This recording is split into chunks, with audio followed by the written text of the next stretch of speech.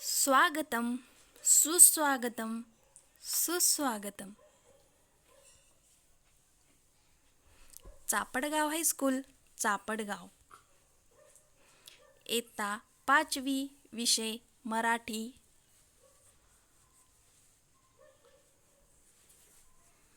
पाठाचे नाव आहे प्रिय बाई.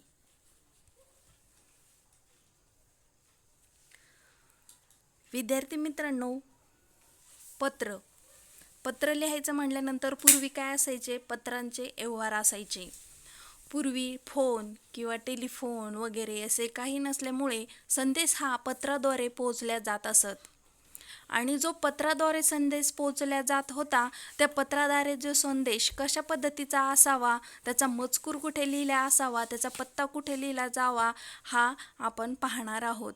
आणि पत्ता दिल्यानंतर म्हणजे ते पत्र बरोबर त्याच ठिकाणी जायचं. कारण की आता काय करतो आपण, एका क्षणात पाहुण्यांना फोन लावतो, त्याच्यानंतर फोनद्वारे लगेच आपल्याला दुःखद या सुखाची बातमी असली ती आपण एका सेकंदात किंवा एका मिनिटामध्ये आपली बातमी त्यांच्यापर्यंत पोहोचली जाते. पूर्वी 8 दिवस लागायचे पत्र पोहोचायला. मग पत्र पोहोचायला 8 दिवस लागल्यामुळे तो एक आनंद वेगळा असायचा की मामाचं पत्र यायचं, त्याच्यानंतर आत्याचं यायचे. असे म्हणजे पाहुण्यांचे पत्र जर येत असले तर आपल्याला आनंद वाटायचा. किंवा ते पोस्टमन गावातून चालला तर आपल्याला असं वाटायचं आपलं काही पत्र आलंय का. आपण म्हणजे लहान असताना आपण विचारत असायचो की पत्र आलंय का, आमचं पत्र आलंय काय. म्हणजे तो एक आनंद वेगळा आणि पत्र वाचण्याचाही आनंद वेगळा. पत्रामधले लिहिणारं जे मजकूर आहे ते कसं असलं पाहिजेत की जो मजकूर लिहिणारा व्यक्ती आहे तो असं वाटलं पाहिजे की आपल्याशी अक्षरशः समोरासमोर संवाद करत आहे. म्हणजे आपण ते पत्र वाचत असताना दोघं समोरासमोर आहेत असं त्या मजकुरामध्ये भासलं पाहिजेत.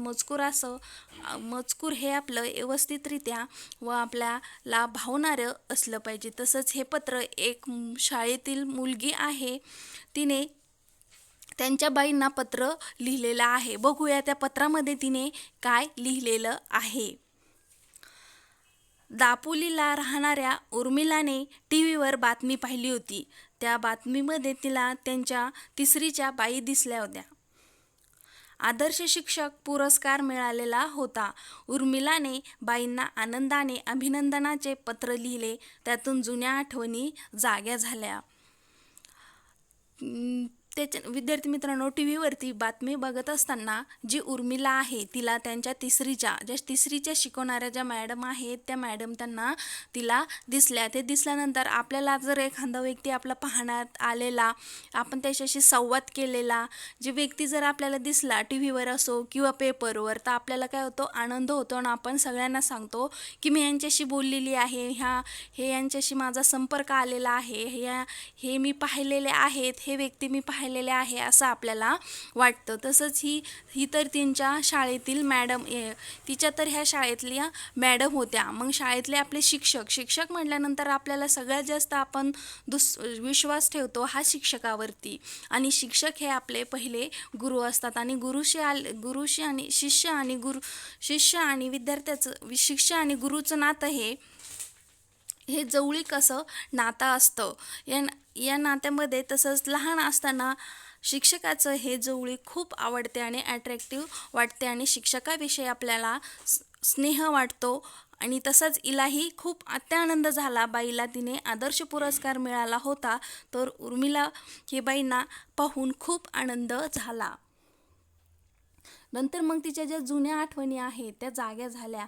मग त्याच्यानंतर तिने त्यांच्या घरातले आजोबा आजी यांना सगळ्यांना तिने बोलवलं. मग तिच्या आजी आजोबांना सांगितलं की तू फोन करण्याऐवजी त्यांना पत्राद्वारे तुझं जे भावना आहेत त्या व्यक्त कर, म्हणजे त्या चांगल्या प्रकारे त्यांच्यापर्यंत पोचतील. मग तिने बाईंना पत्र लिहिण्यासाठी बसली. तर बघूया आपण पत्रामध्ये तिने काय लिहिले आहे. प्रिय बाई, तिने दिनांक टाकलेली आहे 5/9/2020. लिहित असताना पहिलं तिने लिहिलं, प्रिय बाई, मला टी व्हीवर आदर्श शिक्षक पुरस्कार वितरणाची बातमी दिसली आणि त्यात चक्क तुम्ही दिसलात. मी तर आनंदानं उडालेच. हाका मारून आई बाबा आजोबांना बोलावलं, पण तेवढ्यात बातमी संपली. जवळपास 1.5 वर्षांनी तुम्ही मला दिसलात. खूप मस्त वाटलं. तुमची शाळेची तिसरीतल्या मित्रमैत्रिणीची खूप आठवण आली. मी तुम्हाला मोबाईल लावू लागले तर कव्हरेज क्षेत्राच्या बाहेर ची टीप वाजू लागली. आजोबा म्हणाले, अगं या मोबाईलचं काही खरं नाही, त्यापेक्षा पत्र लिही, बाईंना कायम आठवणीत राहील त्यांच्या. विद्यार्थी मित्रांनो, टी व्ही पाहत असताना तिच्या ज्या शाळेतल्या बाई आहे तिसरीतल्या, तिला त्या 1.5 वर्षानंतर दिसल्या. 1.5 वर्षानंतर दिसल्यानंतर तिला आता आपल्या जे शाळेतले शिक्षक आहे ते जर आपल्याला टी व्हीवरती किंवा इतर बाहेरही कुठे जरी दिसले तर आपल्याला आनंद होतो आणि आपण आपल्या आईवडिलांना सांगतो की हे माझे शिक्षक आहेत, ह्या माझ्या बाई आहेत. तसंच तिलाही तो आनंद झाला. त्यांच्या बाईला आदर्श शिक्षका पुरस्कार मिळाला. हे पाहून तोपर्यंत ती घरातल्या सगळ्यांना बोलवत आजीला आजोबाला आवाज देताच तोपर्यंत ती बातमी संपली होती. त्यानंतर तिला ती बातमी पाहून खूप मस्त वाटलं आणि तिसरीतल्या सगळ्या तिच्या ज्या मित्रमैत्रिणी आहेत त्याच्या तिला खूप आठवण आली. ती मोबाईल लावण्याचा प्रयत्न करत होती तर तो तिचा कव्हरेज बाहेर येत होता. त्यानंतर तिला आजोबांनी काय सांगितलं की अगं या मोबाईलचं काही खरं नाही, त्यापेक्षा पत्र लिहिणं बाईंना कायम आठवणीत राहिल्याचं त्यांच्या. मग काय लगेच हे पत्र लिहायला बसले. विद्यार्थी मित्रांनो, बघताय तुम्ही या पत्रामध्ये पत्र लिहित असताना आपल्याला याच्यामध्ये असं वाटतंय की ती त्या बाईशी जणू काही समोरासमोरे संवाद साधत आहे. यातला जो मजकूर आहे तो लिहिताना असा लिहिता आला पाहिजे की तो जणू काही आपण एकमेकाशी संवाद साधतोय. पुरस्काराची बातमी पाहून खूप आनंद झाला. तुम्ही आम्हाला पहिल्यापासून आवडायच्या हे नक्की. तुम्ही शिकवलेल्या कविता, स्नेहसंमेलनामध्ये बसवलेले नाटक हे सगळं आठवलं. सहलीच्या वेळी तुम्ही घेतलेले भन्नाट खेळ तर मी इकडच्या शाळेतल्या मुलांना सांगितलं, त्यांना एकदम भारी वाटलं.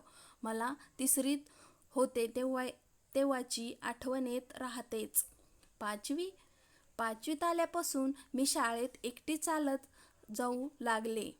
मला एकदम मोठी झाल्यासारखं वाटतं. अभ्यासही भरपूर करते आणि तुम्ही म्हणायच्या त्याप्रमाणे खेळतेही भरपूर. रोज संध्याकाळी खेळण्यासाठी जवळपास 2 तास मैदानावर असते. टीव्हीवरील बातमीमध्ये तुम्ही एकदम छान वाटत होतात. तुम्ही कशा आहात? तुमच्या घराबाहेरच्या गुलमोहर आता किती मोठा झालाय? त्याला फुल येऊ लागली का? आठवण काढली म्हणून शाळेत सगळ्यांना सांगा. स्वाती, जय आणि सलमानला सांगा की मी या शाळेत पण फुली गोळ्यांचा खेळ सगळ्यांना शिकवलाय. तो खेळ आम्ही मधल्या सुट्टीत खेळत असतो. तुमच्या पत्राची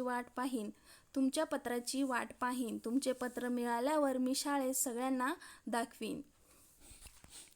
काय लिहिलं तिने पत्रामध्ये की जो पुरस्काराची जी बातमी आहे की बाई तुमची जी पुरस्काराची जी बातमी आहे ती बातमी पाहून मला खूप आनंद झाला आणि तुम्हाला पाहिल्यापासून मला आठवायला लागलं की तुम्ही शिकवलेल्या कविता, त्यानंतर स्नेहसंमेलन, त्यानंतर विविध कार्यक्रम, त्यानंतर सहली, हा सगळा उल्लेख तिने या पत्रात केला. तिचं जे भन्नाट खेळ, तिचे मित्रमैत्रिणी, मुलं ती त्या शाळेतून 5वी या इयत्तेमध्ये गेलेली होती.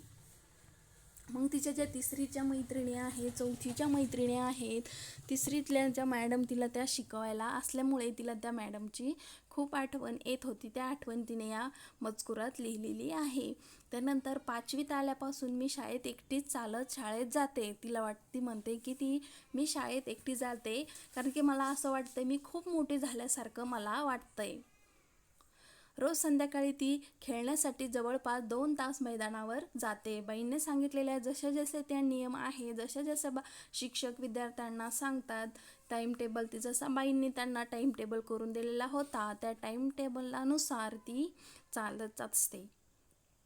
टी व्हीवरील बातमीमध्ये तुम्ही एकदमच छान वाटत होतात. बाईचं तिने कौतुकही या मजकुरामध्ये केलेलं आहे. तुम्ही कशा आहात?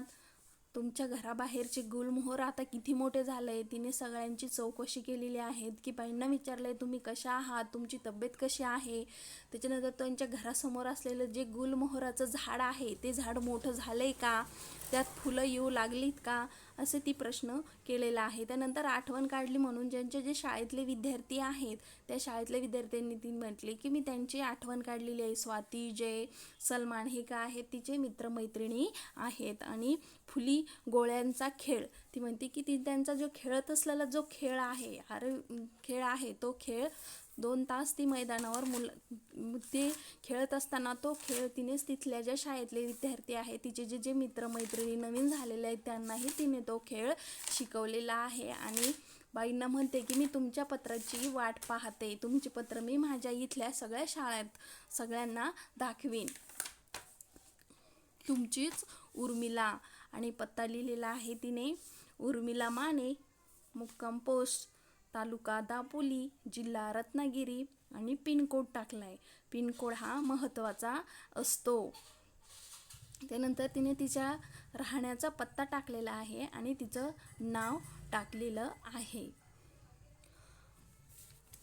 अशा पद्धतीने पत्राचे मजकूर लिहिल्या जाते. त्यानंतर विनंती अर्ज जर करायचा असेल तर आपल्याला पहिल्याला आपण किंवा एखादं छान पत्र लिहायचं असेल तर श्री लिहितो, कारण की श्रीनं जर श्री गणेशा केला तर आपले पत्र लिहिण्यासाठी आपल्याला अत्यंत चांगले वाटते.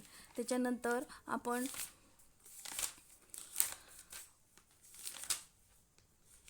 आपण बघितलं दुसरे पत्र. आपण पहिल्यांदा एका बाजूला उजव्या बाजूला लिहितो की आपलं जे नाव आहे किंवा शाळेचं नाव आहे, शाळेला आपण विनंती पत्र लिहू शकतो किंवा सुट्टीसाठी विनंती अर्ज करू शकतो. अशा पद्धतीचे वेगवेगळे पत्र लिहितात. त्याच्यानंतर आपल्याला समारंभासाठी, स्नेहसंमेलनासाठी, त्याच्यानंतर आपल्याला एखादी टीशी काढायची असेल तर ते एक आपण पत्र पाठवतो. म्हणजे असं पत्राद्वारे अजूनही आपला म्हणजे व्यवहार संपलेला असेल तरी पण दुसऱ्या पद्धतीने आपला हा पत्र व्यवहार हा चालू असतो कायद्यानुसार. त्याच्यानंतर आपण बघतो शाळेमध्ये आपल्याला एखादी टीशी काढायची असेल तर आपल्याला एक पत्र लिहावं लागतं. सुट्टी जर काढायची असेल, मोठमोठ्या ठिकाणीही सुट्टी जर आपल्याला काढायची असेल, पदावर जर बरेचसे जण गेलेले जरी असले तर विनंती अर्ज हा लिहावा लागतो.